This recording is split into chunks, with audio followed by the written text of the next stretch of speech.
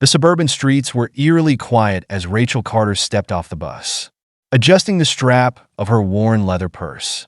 The towering gates of the Preston mansion loomed in the distance, flanked by perfectly manicured hedges and a winding driveway that seemed to stretch endlessly. Rachel's breath caught in her throat as she approached the estate. It had been over a decade since she last set foot here, and yet the memories were as vivid as ever. The years she spent working in this house felt like a different lifetime. The long hours, the constant demands, and the quiet intimacy she had once shared with William Preston, the man who owned not only the mansion, but seemingly the entire world. It was here that she had made her gravest mistake, falling for a man like him. And it was here that she had lost everything. Her mind wandered to Ethan, her 15-year-old son, who was waiting for her back at their modest apartment. She thought of his sharp eyes, his endless curiosity, and the way he had been asking more questions about his father lately. She had always deflected, offering vague answers and carefully crafted half-truths. But Ethan was growing older, more perceptive, and Rachel feared the day he would uncover the truth she had worked so hard to conceal. That day arrived sooner than she anticipated. It started with a school project, a simple family tree assignment. Rachel had helped Ethan as best she could, filling in her side of the family and glossing over the glaring absence of his father's details. Ethan had accepted her vague explanations at first, but something had shifted in him. His questions became more persistent, his gaze more searching. One evening, Rachel returned home from work to find Ethan sitting at the kitchen table, a photograph spread out in front of him. Her breath hitched as she recognized it instantly. It was an old photo of her and William, taken at a gala during the brief and reckless affair they'd shared. Rachel had hidden it years ago, tucked away in a box of memories she thought would never see the light of day. But Ethan had found it. "Mom," Ethan said, his voice steady but filled with an undercurrent of tension. "We need to talk." Rachel felt her heart hammering in her chest as she set down her purse. She knew what was coming, but she wasn't prepared. She wasn't sure she would ever be prepared. "Of course, sweetheart," she replied, forcing a smile. "What's on your mind?" Ethan slid the photograph across the table toward her. "Is this him? Is this my dad?" Rachel stared at the photo, her hands trembling. The image was grainy, but there was no mistaking the faces. She and William were smiling, their arms around each other, a moment frozen in time before everything fell apart. She couldn't bring herself to look at Ethan. The questions in his eyes were too much to bear. "Where did you find this?" she whispered. "In one of your old boxes." Ethan replied. His voice was calm, but there was a tension in his posture. "I was looking for pictures for my school project." "Mom, is he my father?" Rachel sat down heavily in the chair opposite him. She felt exposed, as though her deepest secret had been laid bare. She wanted to deny it, to protect Ethan from the truth she had spent years shielding him from. But she couldn't lie to him, not anymore. "Yes," she admitted, her voice barely audible. "William Preston is your father." Ethan's expression shifted, confusion giving way to anger and then to a quiet, simmering hurt. "Why didn't you tell me?" he demanded. "Why did you keep this from me?" Rachel reached for his hand, but he pulled away. "I was trying to protect you," she said, her voice cracking. "When I told William the first was pregnant, he didn't want us. He fired me and cut all ties. I thought it was better if you didn't know. I didn't want you to feel rejected." Ethan's fists clenched on the table. "So, he's just been living his life, pretending we don't exist." Rachel nodded, tears streaming down her face. "I'm so sorry, Ethan. I never wanted you to feel this pain." Ethan pushed the photograph away, his jaw tight. "He can't get away with this," he said, his voice filled with a determination that startled Rachel. "He has to take responsibility." Rachel wiped her tears, a flicker of pride breaking through her sorrow. Ethan was stronger than she had ever realized. "What do you want to do?" she asked cautiously. "We fight," Ethan said firmly. "We make him face the truth." Rachel hesitated. She had spent years avoiding this battle, fearing William's power and influence. But as she looked at her son, she realized she couldn't hide anymore. Ethan deserved justice. They both did. "Okay," she said, her voice steadying. "We'll fight." The next morning, Rachel found herself standing outside a modest office building downtown. The sign above the door read Sarah Morgan, attorney at law. The building was far from the grandeur of the Preston mansion, but it carried a sense of purpose. Rachel took a deep breath and stepped inside. Ethan by her side. The receptionist greeted them warmly and led them to Sarah Morgan's office. The space was small but inviting, with shelves lined with legal books and a large desk at its center. Sarah, a sharp-looking woman in her early 40s, stood as they entered. Her dark hair was pulled back in a neat bun, and her handshake was firm and reassuring. "Rachel," Sarah said, her voice calm and professional. "It's good to meet you. Please, have a seat." Rachel and Ethan sat down, the weight of the moment settling over them. Sarah glanced at Ethan, her eyes softening.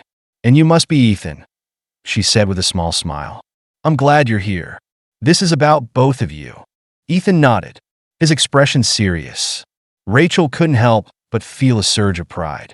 He had insisted on coming. And now, sitting here beside her, he looked every bit as determined as she felt. "Tell me everything," Sarah said, pulling out a notepad. "Start from the beginning." Rachel took a deep breath and began. She spoke of her time working at the Preston mansion, of the relationship that had developed between her and William, and of the day everything fell apart. She recounted the moment she told him she was pregnant, his cold response, and the way he had fired her the very next day. She described the years that followed, struggling to make ends meet, raising Ethan alone, and living with the constant fear of what would happen if the truth ever came out. Sarah listened intently, taking notes but never interrupting. When Rachel finished, the room was silent for a moment. Then Sarah leaned forward, her gaze steady. "You have a strong case," she said. "William Preston may be powerful, but the law is clear. If we can prove he knew about Ethan and refused to support him, we can hold him accountable." Rachel felt a glimmer of hope. For the first time in years, it felt like the tide might be turning. "What do we need to do?" she asked. "We'll start by gathering evidence," Sarah replied. "Any letters, emails, or records that show he knew about Ethan. Witnesses who can confirm your relationship with him will also be crucial. And we'll need to prepare for a fight. Men like William don't give in easily." Rachel glanced at Ethan, who was listening intently. She reached for his hand and squeezed it. "We're ready," she said. Sarah smiled. "Good, let's get to work." As Rachel and Ethan left the office that afternoon, the weight on her shoulders felt a little lighter. For the first time in years, she felt like they were no longer fighting alone. Together, they were taking the first steps toward justice.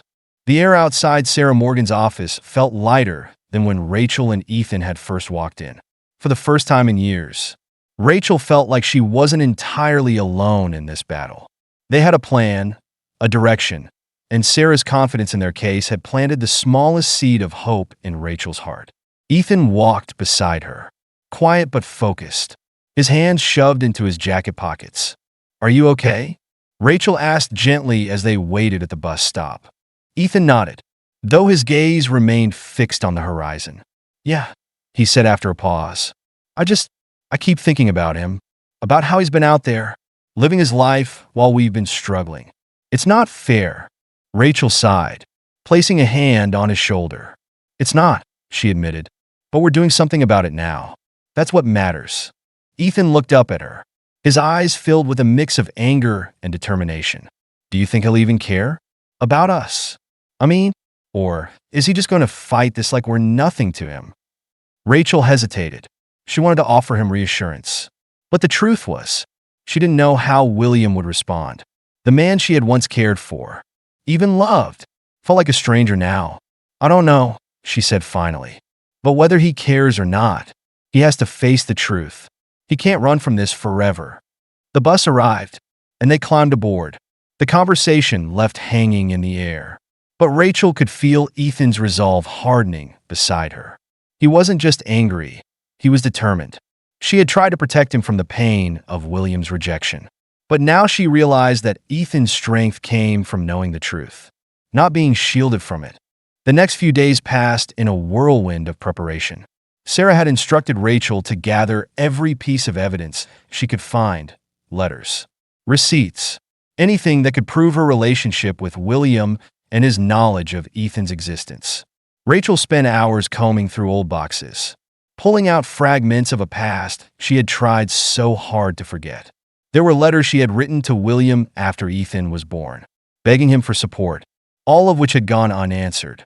There were pay stubs from her time working at the Preston mansion, and even a photo or two, faded but unmistakable, that captured moments of their ill-fated relationship. Ethan was relentless in his own way. He had taken to writing down every memory he could recall about his childhood, questions he had asked Rachel about his father, moments when he had felt the absence of a father figure most acutely. It was painful work, but he attacked it with a determination that both inspired and broke Rachel's heart. One evening, as they sat together at the kitchen table, surrounded by papers and photographs, Ethan broke the silence. "Do you think he'll deny it?" he asked, his voice quiet. Rachel looked up from the letter she was rereading. "He might try," she said honestly. "Men like William, they don't like to admit their mistakes. But that's why we're doing this. We have the truth on our side." Ethan nodded, though his expression remained troubled. "I just don't understand how someone could do that, pretend their own child doesn't exist. How do you live with yourself after that?" Rachel didn't have an answer for him. The pain of William's betrayal still lingered, even after all these years, but she pushed it aside, focusing instead on the boy sitting in front of her, their son. Her reason for fighting. "Some people aren't as strong as they pretend to be," she said finally. "William might have money and power, but that doesn't make him a good person. That doesn't make him a father." Ethan leaned back in his chair, his jaw tight. "He's going to pay for what he did. I'll make sure of it." Their first court date came faster than Rachel had anticipated. The morning air was crisp as they arrived at the courthouse, the towering stone building casting long shadows across the street. Rachel's nerves were frayed, but she kept her composure for Ethan's sake. He walked beside her, his chin held high, though she could sense the tension in his posture. Sarah met them at the entrance, her presence calm and reassuring. "How are you both holding up?" she asked as they entered the lobby. "We're ready," Ethan said firmly before Rachel could respond. Sarah smiled, her approval evident. "Good. Today's just the beginning. We're filing the case and making our initial arguments. But don't be surprised if William's lawyers push back hard. He'll try to intimidate us, but don't let it get to you." Rachel nodded, clutching her bag tightly as they walked into the courtroom. The space was intimidating, with its high ceilings and rows of polished wooden benches. At the front of the room, William Preston sat with his legal team, his presence as commanding as Rachel remembered. He hadn't changed much. His hair was streaked with gray now, and his face bore the faint lines of age. But his posture was as confident as ever. When his eyes met Rachel's, they were cold and unreadable, as though she were a stranger. Ethan stiffened beside her, his hands curling into fists. Rachel placed a calming hand on his arm. "Stay strong," she whispered. The proceedings began, with Sarah presenting their case to the judge. She spoke clearly and confidently, outlining the evidence they had gathered and the witnesses who could testify to Rachel's relationship with William. William's lawyer, a sharp-tongued man named Gregory Barnes, wasted no time in trying to discredit them, painting Rachel as a woman trying to extort money from a powerful man. Rachel's stomach churned as Barnes spoke, but Sarah didn't falter. She countered his arguments with precision, pointing out the inconsistencies in William's narrative and emphasizing the strength of their evidence. The tension in the room was palpable, and Rachel could feel Ethan's anger simmering beside her. When the hearing adjourned for the day, Sarah turned to them with a small smile. "We did well," she said. "They're rattled, even if they won't admit it. This is going to be a fight, but we're ready." Rachel nodded, her exhaustion beginning to set in. As they left the courthouse, she glanced back at William one last time. He was surrounded by his lawyers, his expression impassive, but Rachel thought she saw something else in his eyes, something fleeting but unmistakable. Fear. Ethan walked beside her, his shoulders squared and his gaze fixed ahead.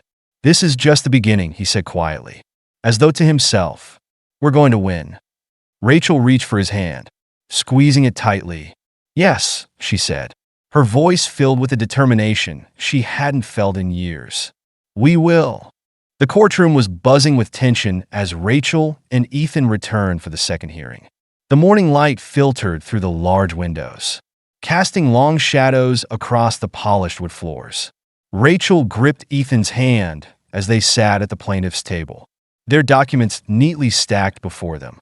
Across the room, William Preston sat with his team of lawyers, his face as unreadable as it had been during the first hearing. The man who had once charmed her with his wit and confidence now seemed more like a stranger, a distant, unyielding figure. Sarah Morgan leaned in, her voice calm but firm. "Today, we'll begin presenting our witnesses.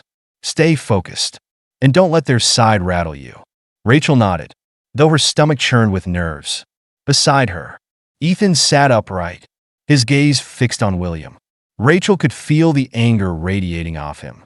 But it wasn't a reckless anger. It was controlled, channeled into the determination that had carried them this far. The judge entered, and the room fell silent. After the formalities, Sarah rose to call their first witness, Linda Taylor, a former maid who had worked alongside Rachel at the Preston mansion. Linda was a middle-aged woman with kind eyes and a soft voice. But as she took the stand, her demeanor became resolute. Sarah began.